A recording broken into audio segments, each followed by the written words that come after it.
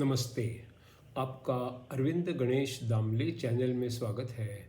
मैं अरविंद दामले आपके सामने प्रस्तुत कर रहा हूँ एक छोटी सी किताब जिसका नाम है दत्त भार्गव संवाद। ये है इस सिलसिले का चौथा भाग। अब उसमें जो कहानी कही गई है उसकी शुरुआत होती है। उसके बाद हेमलेखा बोली, चलिए अब हम महाराज मुक्ताचूड़ का ही उदाहरण लेंगे। उनके पास अपार धन है, संतान है, सुंदर सुंदर बीबियां हैं, दास दासी हैं, विराट सेना है, फिर भी सुख और संतोष नहीं है मन में।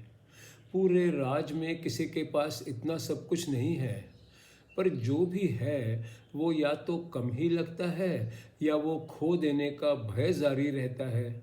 इसके अलावा जो भी खुशी जब भी हो वो कुछ काल के लिए ही तो होती है, हमेशा के लिए तो नहीं होती। कभी किसी घटना की वजह से या बीमारी की वजह से दुख होता है, मन को कुछ बुरा लगता है, ये तो हर किसी में होता है। सुख एवं दुख आता जाता रहता है। अगर हमें कुछ चाहिए पर नहीं मिला तो क्या वो दुख नहीं है? जो करना चाहते हो उसमें से थोड़ा ही कर पाते हो तो फिर थोड़ा सुख मिलता है, पर अधिक तो दुख ही मिलता है। पत्नी से संबंध से भी कुछ देर सुख, फिर कमजोरी, ऐसा ही होता है। हर जानवर भी ऐसा सुख पाकर खुश होता है, पर उसमें कुछ भाग शारीरिक होता है, कुछ भाग मन का होता है।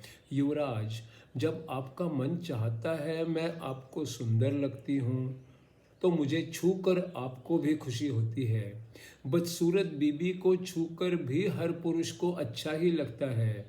आप जो देख सकते हो वो तो बाहरी शरीर है, पर हर पुरुष के मन में बीबी की एक छवि होती है और वो छवि दशकों तक नहीं बदलती।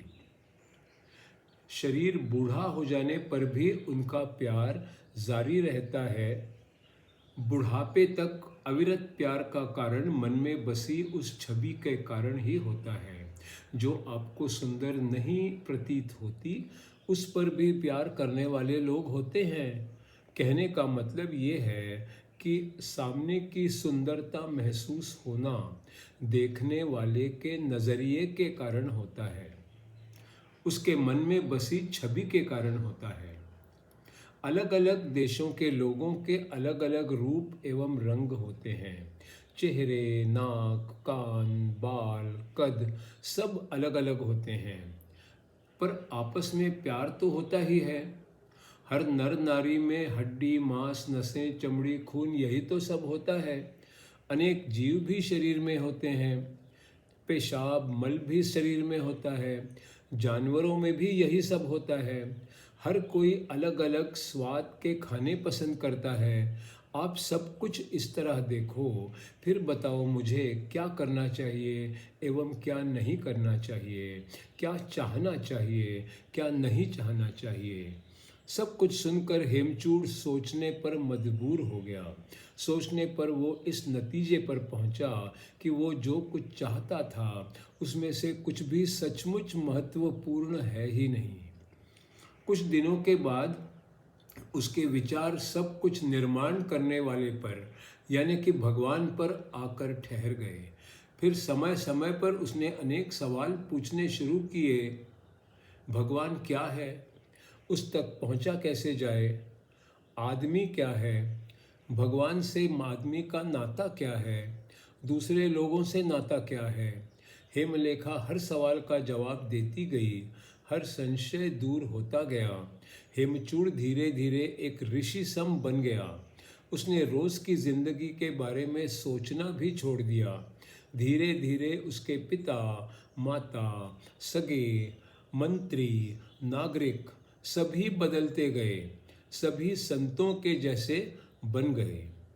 तो परशुराम, मुझे इतना ही बताना है कि संत सज्जनों से मिलकर हर इंसान योगी, संत या ऋषि आदि बन सकता है। संगत से सब सीखा जा सकता है, तो हमेशा अच्छों के साथ रहो, बुरों का साथ छोड़ो। परशुराम ने हेमचूड़ एवं हेमलेखा की कहानी सुनी। वो बोला, गुरुदेव, संत संग के फायदे तो मैं समझ गया। हेमलेखा ऋषि समान ही थी, इसलिए हेमचूड़ भी ऋषि समान बन गया। अब मुझे बताइए कि हेमलेखा ने ऐसा क्या बताया कि हेमचूड़ इतना बदल गया। गुरु दत्तात्रेय ने कहा कि वो एक सुंदर कथा है। आदमी को कुछ चीज़ें भाती हैं केवल इसीलिए कि उनके बारे में पहले ही उसका मत अच्छा है। उन चीज़ों में बहुत बार कुछ खास होता है, ऐसी भी बात नहीं है।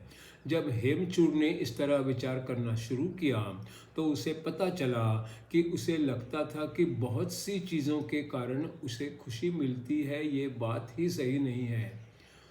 तरह तरह के खाने, कपड़े, धन, गहने, वाहन, यार, दोस्ती, किसी का भी खुशी लाने में स्थान ही नहीं था। उनके बिना भी मज़े से रहा जा सकता था। आदत के कारण उनके बिना रहना असंभव है, ऐसा लग रहा था। उन सब के बारे में ये बहुत ही ज़रूरी है, ऐसा लगता था।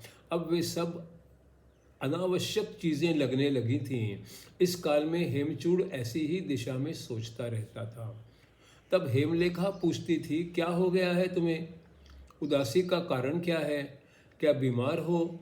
सोचो, किसी किसी बीमारी में शुरू में तकलीफ होती ही नहीं। कभी पहले मन तो कभी शरीर पहले बिगड़ जाता है। कभी खाना, कपड़ा, शब्द, स्पर्श, खास जगह या खास समय कुछ तकलीफ हो सकती है। कभी उसके कारण का पता भी नहीं चलता, पर उसके परिणाम तो दिखते हैं। हेमचूड़ ने कहा, उस दिन तुमने जो कहा तब से मुझे पहले वाली चीज़ें पसंद आना रुक गया है। उनमें अब मज़ा ही नहीं आता। ऐसा लगता है कि किसी को कल फांसी देनी है और आज उसे मिठाई खिला रहे हों, तो मिठाई उसे मीठी कैसे लगेगी? फिर मिठाई का मज़ा नहीं ना आएगा। हेमलेखा, मुझे जीवन में मज़ा कब आएगा? हेमलेखा ने सब सुना, फिर सोचा कि अब हेमचूड़ का मन थोड़ा बहुत तैयार हो गया है। फिर उसने अपने खास ढंग से एक कहानी सुनाई।